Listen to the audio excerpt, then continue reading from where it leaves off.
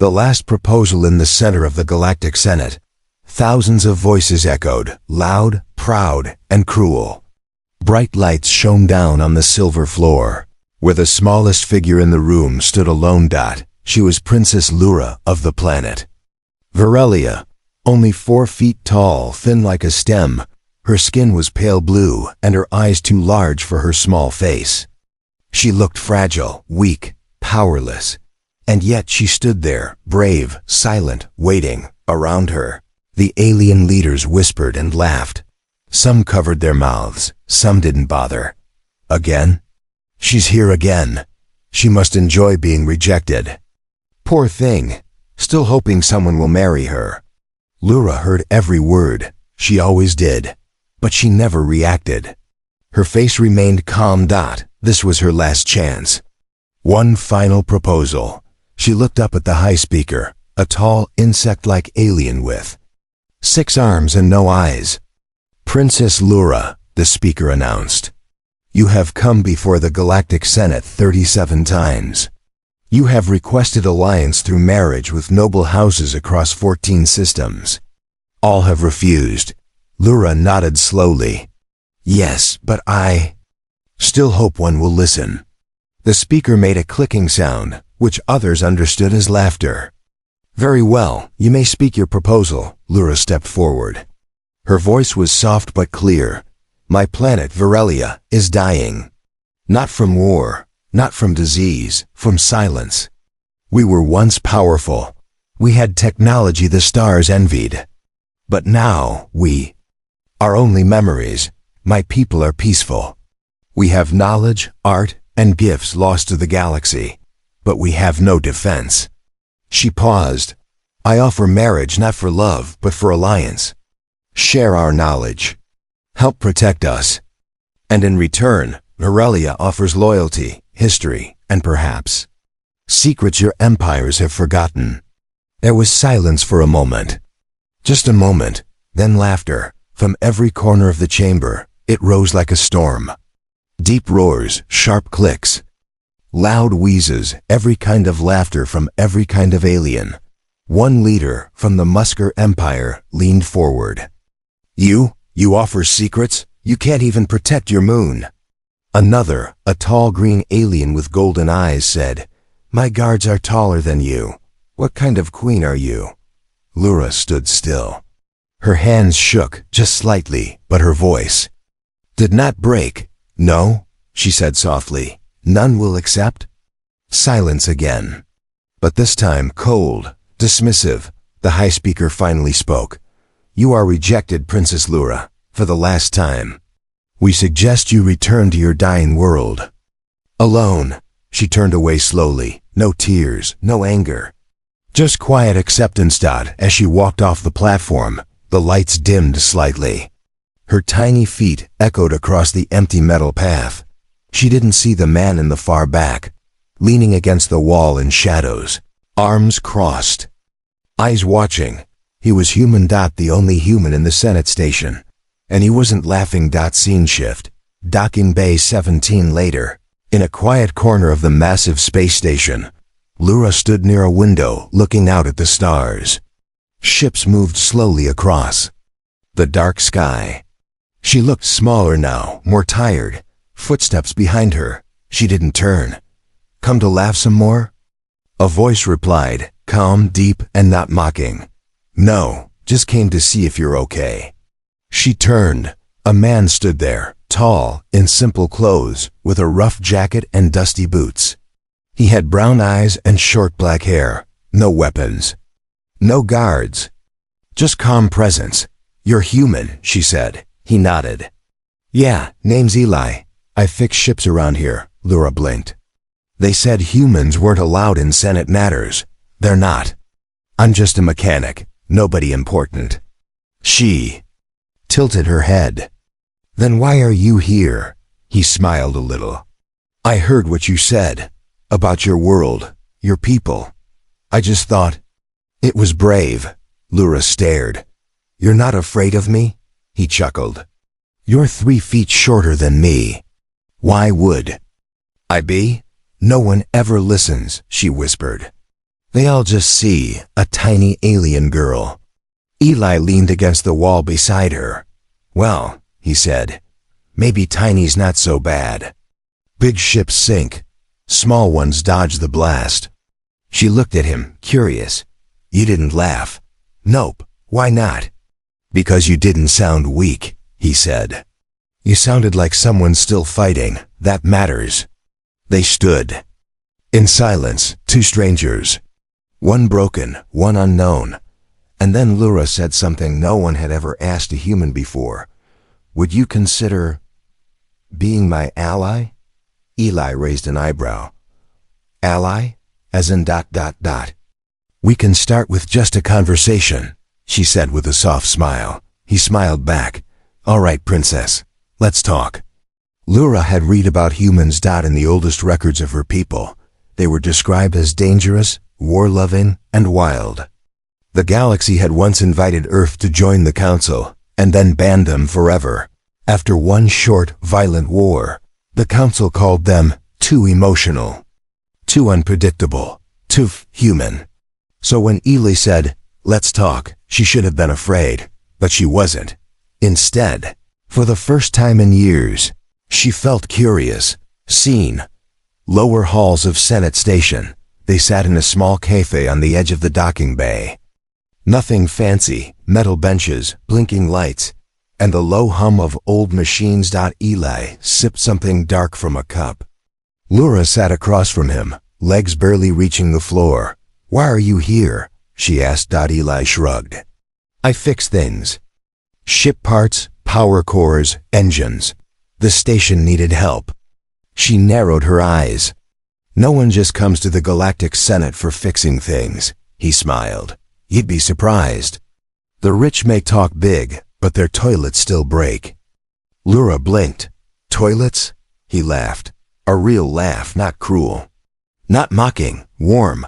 You're different, she said. He tilted his head. How so? You don't talk like them. You don't act like them. You don't look down at me. Eli leaned back. Back on Earth, we judge people by how they treat the weak. Not how tall they are, or how loud they speak. She looked away for a moment. Then maybe Earth was smarter than the council believed. Eli didn't answer. He just watched her, calm and quiet. After a while, she asked, do you know why? I offered marriage to so many. Not exactly. It wasn't for love, she said. It was survival. My people are few. We can't defend ourselves. But we remember things others forgot. Ancient things, buried knowledge. He leaned forward slightly. What kind of knowledge? Something hidden on my world. An artifact. A message maybe. My ancestors warned, if the stars start to fall, only the past can protect us. Alile frowned. The stars are falling? She nodded. Pirates grow bolder. Empires gather fleets. There's something coming. And they can feel it. So they reject your offer, but they still watch you, waiting to take what you know? Yes, she said quietly, but only when I am truly alone. Eli tapped his fingers on the table. And you trust me? A human you just met? She stared at him. I've spoken to 142 ambassadors.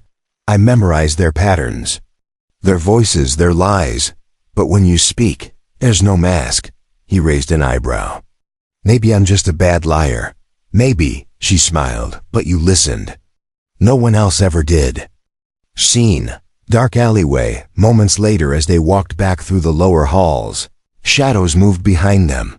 Eli noticed first, a flicker in the reflection of a broken vent. Keep walking, he whispered. We've got company. Lura stayed. Close. Two tall figures stepped from the shadows, bounty hunters, heavily armed. Not here to talk. One of them growled. The princess walks with a human now? How disappointing. Eli moved in front of her. The taller one laughed. Move aside, Earth scum. This doesn't concern you.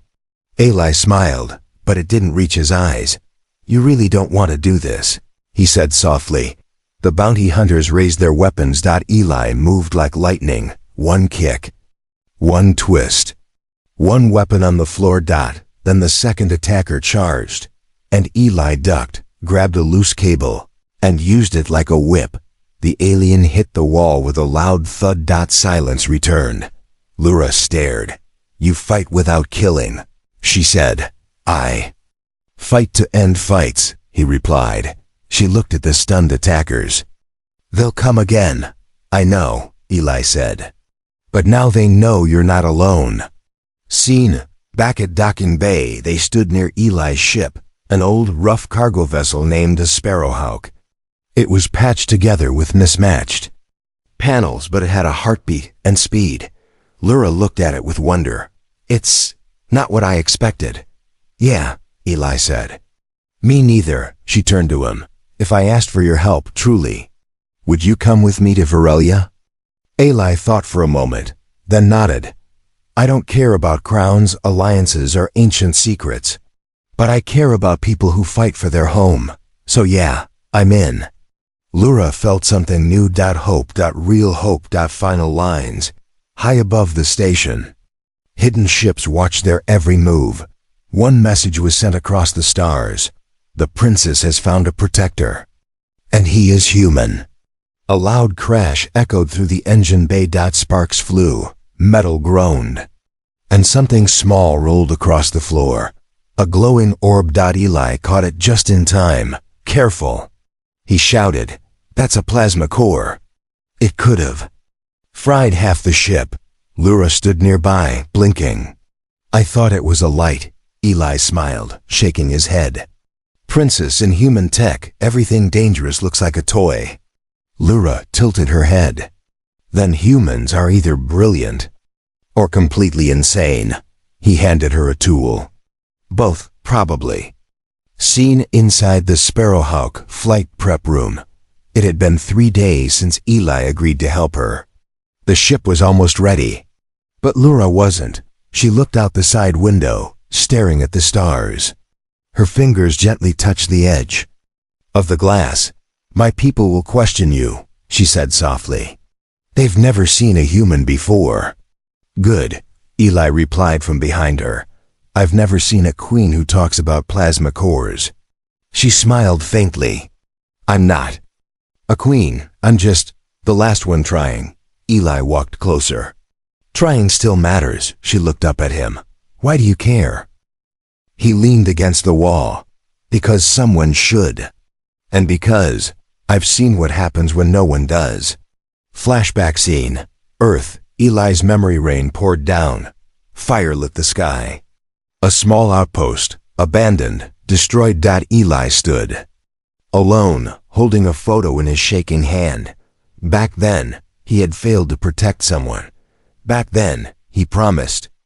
Never again. Back to present. Lura could see something in his eyes, pain buried deep. But she didn't ask. Not yet. Scene. Varelian artifact room, secret briefing inside the ship. Lura finally opened her family's private archive, a box made of glowing stone and singing metal. Only her DNA could unlock it. A map floated in the air. Old, incomplete, but clearly showing deep tunnels under her homeworld. At the center, she said, lies something called the Star Root. My ancestor said it holds forgotten knowledge. A warning, maybe, a weapon, no one really knows. Lily studied the map. Why didn't you show this to the council? I did. They laughed. He looked at her. Then they're dumber than they look. She blinked. You believe me? Princess, he said, I've flown through black holes. You're a lot more believable than half the things I've survived. Scene Station Market. Trouble finds them. They stopped at a small trade market to grab spare parts before heading to Varelia. Crowds moved quickly. Aliens of all sizes haggled, shouted, traded. But Eli noticed something wrong. Too quiet, too focused. Someone was watching. Laura, he whispered, stay close. Too late. A massive creature stepped out in front, a bounty hunter. 6 arms. Metal skin. Price tag glowing on his shoulder. Target, Varelian Royal. Eli moved fast, but Lura was faster. She raised her hand, pressed a small button on her wrist. A flash of light and a temporary force field surrounded them both. It cracked after one hit, but it gave Eli time. He jumped forward, swung a heavy pipe, and smashed the hunter's arm. Sparks flew. The crowd screamed and scattered. Another hunter appeared from behind, but this time, Lura pulled something from her cloak, a sound pulse device, small, ancient, and powerful. She activated it. The air shimmered. The hunters dropped to their knees, screaming in pain as the device attacked their nervous systems. In seconds, they were down. Eli looked stunned. What was that? A gift from my great-grandmother, Lura said calmly. He grinned. Remind me never to upset your family. Scene. Back on the ship, safe for now. They returned to the ship, bruised but alive. Eli leaned against the wall, catching his breath. You handled yourself pretty well, he said. You didn't do bad either, she replied. Then silence. But a good silence, the kind that feels like the beginning of trust. Lura looked at him, serious now. Why do you really help me, Eli? Not just words. The real reason. He took a breath, and for the first time said the truth. Because when I look at you, I don't see weakness. I see someone who's standing when she should have given up. I see someone who's already lost everything, and still keeps trying. Her eyes glimmered. No one's ever said that to me. He nodded. Then they weren't looking close enough. Final lines. Outside, among the stars, a silent probe floated past them, watching, recording, sending signals far, far away, back on a distant warship. A voice growled, "The human is becoming a problem. Kill him first. Take the girl later." The ship drifted silently through deep space. No stars nearby.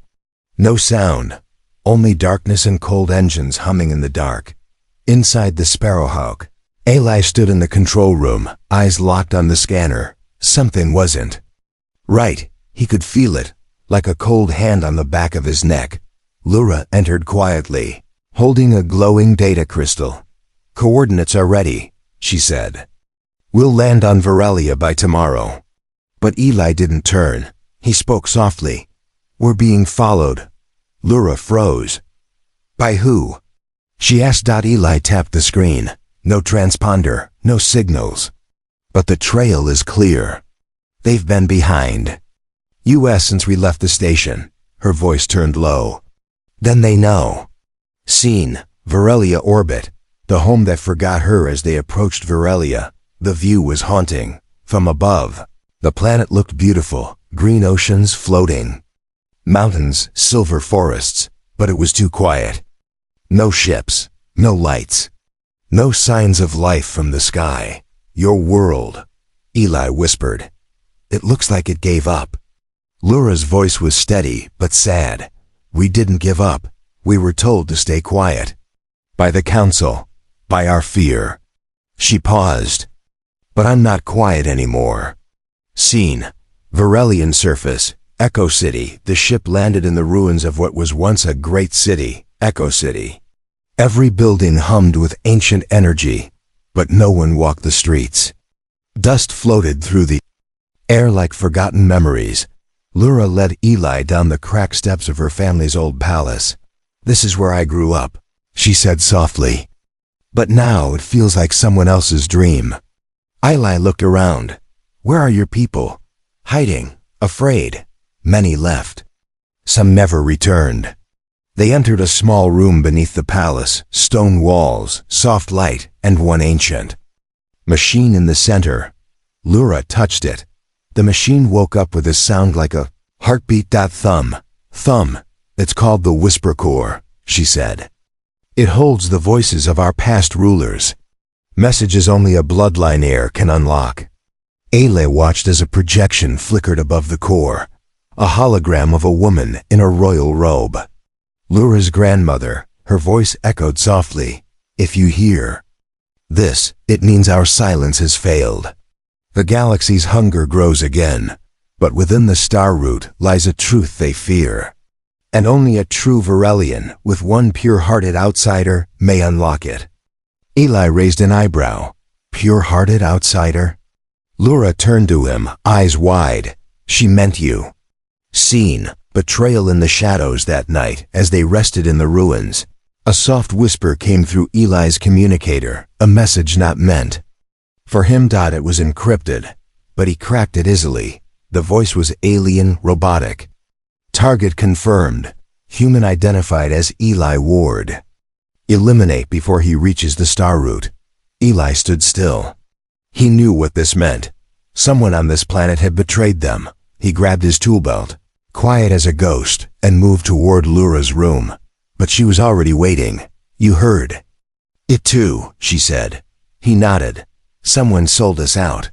She clenched her fists. It was one of my own. I trusted them. Eli looked her in the eyes. You still trust me? Her voice was steady. I trust only you. Scene, underground, race to the star route.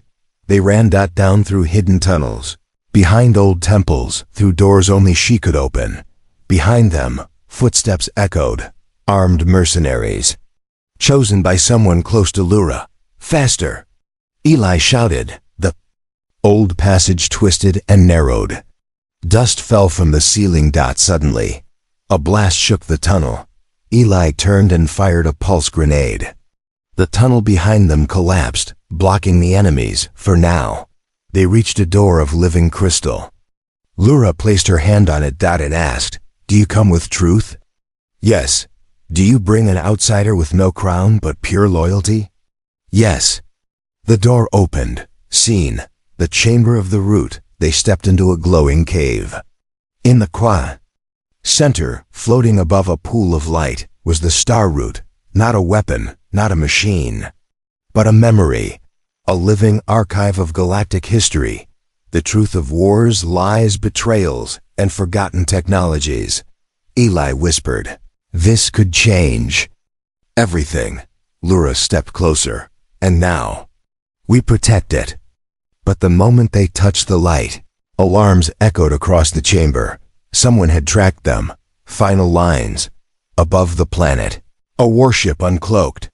Its commander stared at the surface. They've reached the route. Prepare for fire. Inside the chamber, Lura and Eli stood side by side, unarmed, out not afraid. She whispered to him, If we fall, the truth survives. He answered, Then let's make sure they hear it first. The doors of the star root chamber sealed behind them. No turning back. Lura and Eli stood inside a world that had not seen life for thousands of years. A silent temple built beneath. The skin of Virelia made from crystal bones and humming metal veins. The air was warm, alive, like something was watching. This place feels awake, Eli said. Lura nodded. It is. The star root isn't just memory. It judges. He raised an eyebrow. Judges what exactly? She walked ahead, her voice soft. Truth, blood, fear. Scene, chamber of echoes, trial 1. As they moved deeper, a wall opened by itself. Mist poured out. A glowing path appeared, leading to the first trial. A voice, old and full of echo, spoke from the air. To lead, one must first remember where they came from. Suddenly, vision surrounded Lura, memories from her childhood, her family, her failures, her father's silence, her people turning away, rejections, laughter, shame. She fell to her knees. Eli tried to run to her, but the path blocked him with a force field. Lura, he shouted. She heard him, but barely. Her past drowned her. Faces screamed at her, too small, too soft, too late. But then, one memory pushed through, Eli's voice. Just one sentence. You didn't sound weak. You sounded like someone still fighting. She stood. And the ghosts vanished. The path opened again. Eli ran to her. Sighed. You okay? She smiled. I remembered who I really am.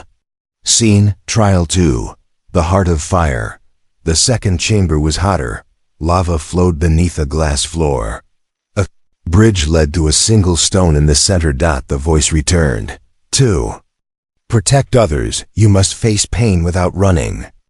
Eli stepped forward. Wait, Lura said. This trial is for you. He looked at her. I'm not part of your bloodline. She shook her head. But you are part of my future. That's what matters. Eli walked the bridge, halfway across. Flames burst beneath him. Heat rose fast. Then the glass cracked. He dropped to one knee. Voices filled his head. Human voices. His past. Why'd you go back? She was just a mission. You failed her, Eli. You let her die. He gritted his teeth. He remembered the outpost, the photo, the scream. But now he remembered something new. Lura's hand pulling him up from the dust, not down into it. He stood again, walked across the flames and touched the stone. The fire vanished. Seen. Core of the star root. Now they stood at the final chamber, a sphere of floating light. It pulsed like a heart. Here, the truth of the galaxy waited. Lura reached out. The sphere opened, and visions filled the room. Galactic history, played like a broken film.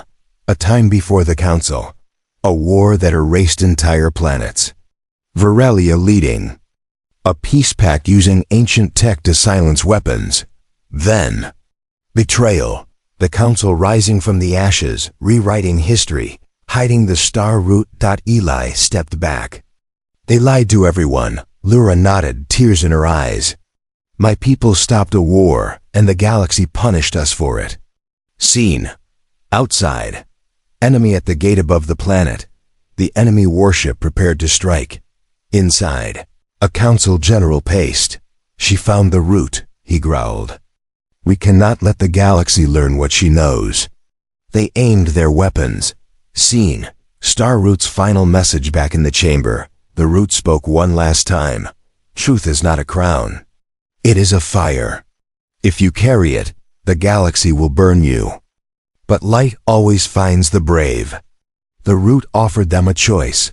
Destroy the chamber and bury the truth forever. Or broadcast it and become targets of every power in the galaxy. Eli looked at Lura. What do you want? He asked. She stared at the glowing heart of her people. Then at him. I want them to hear us, all of them. Silence. For one long second, the galaxy held its breath. Then chaos. Across hundreds of systems. The star root's broadcast echoed. Into the minds of empires, soldiers, rebels, and rulers. They saw the truth. They saw the Council's betrayal. They saw her, the tiny alien princess once mocked by all, standing tall beside a human. Not hiding. Leading. Seen. Galactic Council. Emergency chamber. The Council was in panic. Screens blinked. Voices shouted over each other. She exposed classified history. That temple should have been destroyed. And a human helped her do it? At the center, the Council speaker slammed the table. This is not just rebellion, it's humiliation. A silence fell. The speaker hissed. Send the fleet. Wipe Virelia off the map. Seen. Virelia, the gathering storm back on the planet. Storm clouds formed in the sky.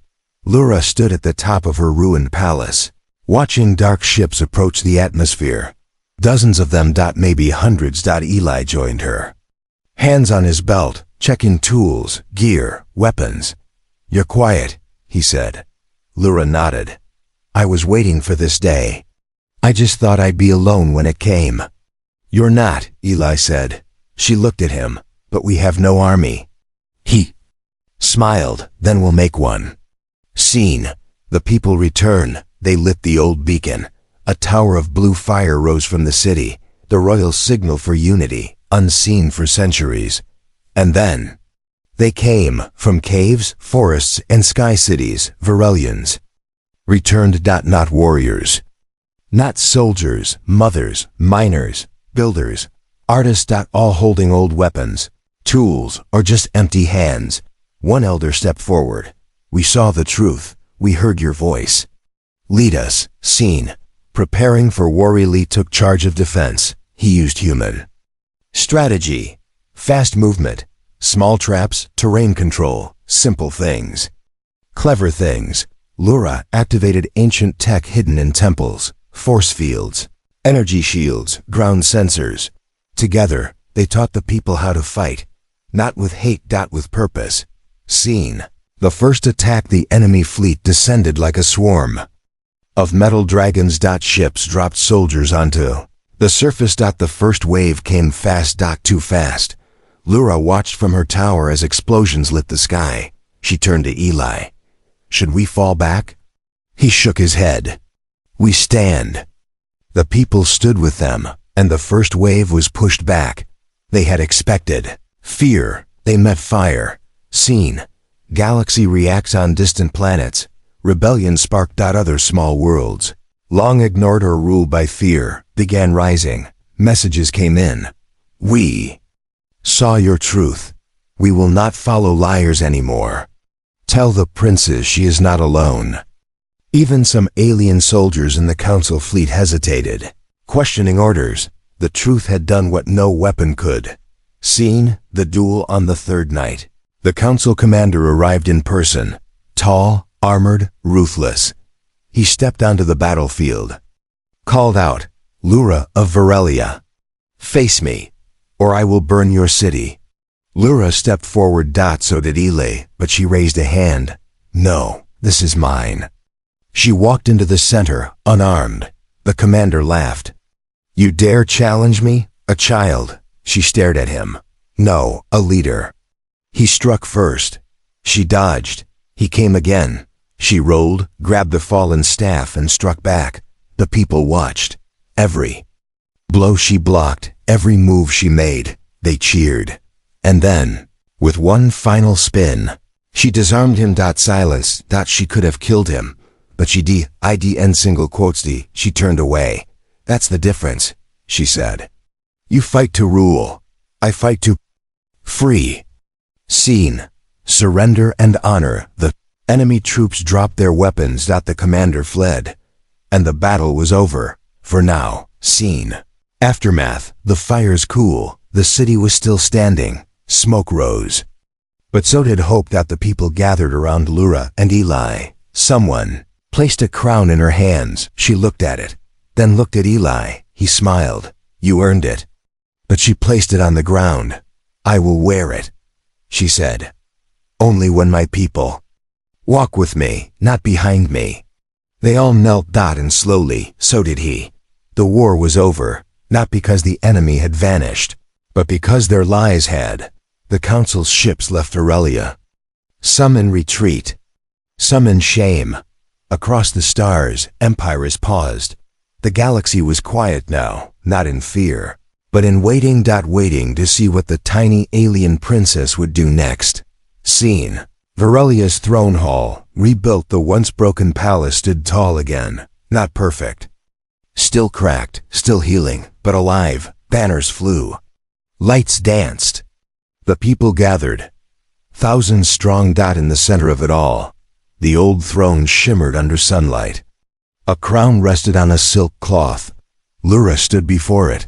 She wore no armor, no crown, no makeup, just a long robe. Clean, simple, honest. Eli stood beside her, quiet. As always. An elder stepped forward. The people asked, Princess, will you rule us now? Lura looked at the crown, then closed her eyes and walked away from it. Scene. Outside.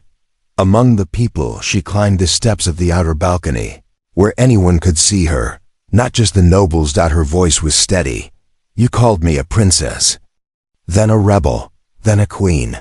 She looked down at her hands. But I was always the same girl, small, unsure, trying. Crowd listened, silent. I do not want to rule from above. I want to walk beside you. So I will not wear the crown, unless you all wear it with me. A moment of stillness, then someone shouted, Then we walk with you. Cheers exploded. The chant rose like a wave. With her, not behind her. With her, not behind her. Scene. That night, a quiet moment later, beneath the stars, Lura sat near a garden fire, alone, thinking. Eli walked up and sat beside her. No words for a while. Then she said, Did I do the right thing? He stared into the flames. You did. The brave thing. She turned to him. There's something I've been afraid to ask. Ask it. Do you regret helping me? He smiled, soft and true. Not for a second. She looked into his eyes. Even if it means never going. Home. He shrugged. Home isn't a place, it's people. She was silent for a moment. Then maybe you've always been mine. Scene. The next morning. Across the galaxy a new transmission went out. This time, not from fear. Not from a hidden machine. From the heart of a queen. Lura stood before a single camera. Her message was short. We are no longer silent. We are no longer small. To those who seek peace, our doors are open. To those who seek power, we will not kneel. Let the galaxy be led not by the loudest, but by the honest. Scene. Council planet. Power broken in the great chambers of the council. Silence ruled. No one knew what to do. Because now the people were watching, and the people were listening. Scene. Varelia. The wedding that wasn't about politics weeks. Past. New allies arrived. Old enemies stepped back. And on one golden morning, under two suns, a ceremony was held. Not for alliance. Not for image, but for love. Lura walked down the crystal steps, her robe sparkling with threads of starlight. Eli stood waiting, awkward in formal clothes, but smiling like the stars belonged to him. No priests, no rulers. Just hands held. No promises of kingdoms. Just promises of forever. Final scene. Legacy children on distant worlds would one day ask, is it true a tiny alien girl saved the galaxy? Their parents would nod. Yes, but not alone. And they? Human? Was he strong? He was, but not because he fought. Then why? The parent would smile. Because he stayed. Final lines. In the skies above Varelia, a new star map blinked into life. No empires marked. No borders drawn. Only one phrase written across the stars. Truth, honor, and the queen who chose her own way.